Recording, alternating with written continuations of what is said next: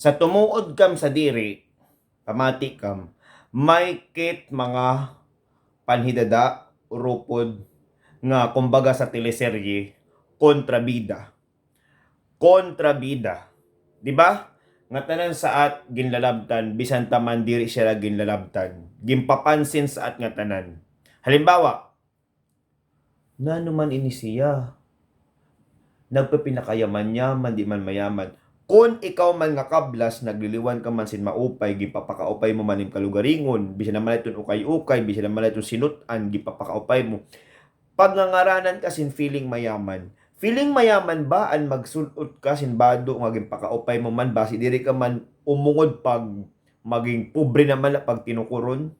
Diri karat nga ni magliwan sin tuhay, masugad liwat. Naniton siya, di naman na nagpapakaupay siyang kalugaring, sanglit gintit, iinungod nala, kay malala permian, bado, an maagil-agil. Lalabtan kaliwat, kundi ka man magliliwan sin maupay. Magliwan ka nga ni sin maupay, lalabtan ka. Diri kalat nga ni magliwan sin maupay, lalabtan ka. Maito na ka mga trabaho.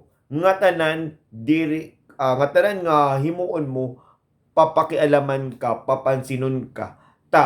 Di ilugod niya gipapanginano ang kanya kalugaringon. Adi pa, ako tin experience. Bagaw. Nano daw ni si Kuan, marang man nagikinuri bagaw, dara mo lang sinusulod ka ambisyoso gad man sini nga bata ni Kuan. Nan ang problema nga mag-ambisyon ang sayo nga tawo. Ang importante, diri siya nakakaira sa aim. Di ka man gipipirit nga suportahan siya sa kanya ambisyon kung ikaw na diri ka man.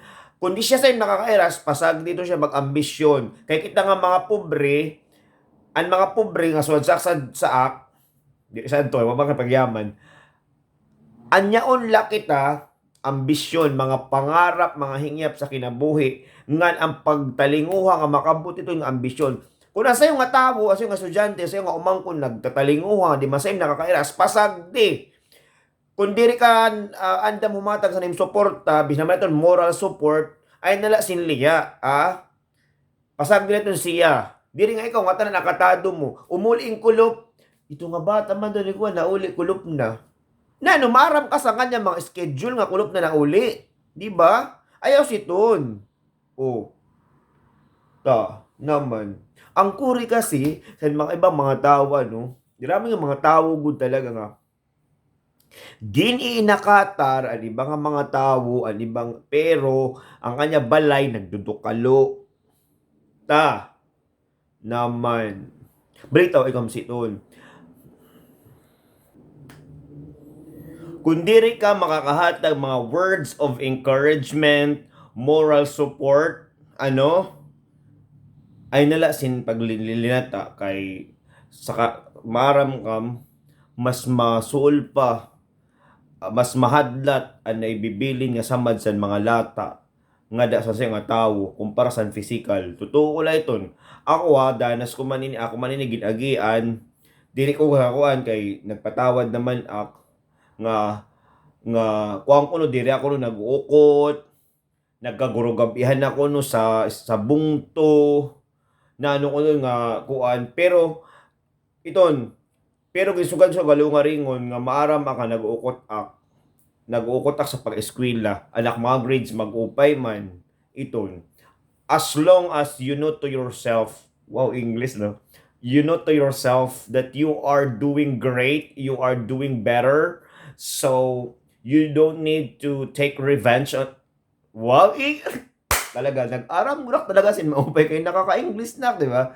So padayon la san pagtalinguha para sa ikaw upay sa nimo kalugaringon, ikaw upay sa nimo pamilya, nga adton mga tawo nga permi sa im naglilinabot, ayaw na pagbulos because revenge is not that good. Bago pa sa nakon mga professor, success is the best revenge. Di ba? Kailangan maging mainuswagon ka, maging manilampuson nga bata nga nag-eskwela, nga makabalik ka, makabulig ka, san mga tao manliwat nga nagbulig sa im. Diba? So, very good kasi doon. Sa ito man, mga urupo ng mga pakilalabton, ay nakamsiton, please. Plum. Okay? So, focus na lang sa tag sa kinabuhi. O, diba? So, thank you for listening. This is Big Ong. Kung hindi ka pa nakapag-subscribe sa aking YouTube channel, please subscribe and click the bell for English. Talaga English. Let's talk talaga mag-English. Charot.